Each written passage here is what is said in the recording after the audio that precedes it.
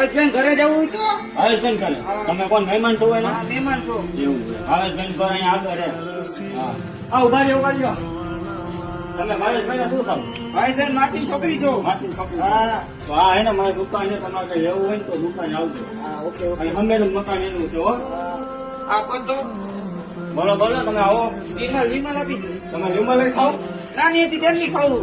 ના ના આ ત્યાં ના ખાવ હા. કમો આપી દો વિમલ આલ્યો વિમલ તમે મને બહુ ગમો છો ને એટલે તમને પૂછ્યું હતું.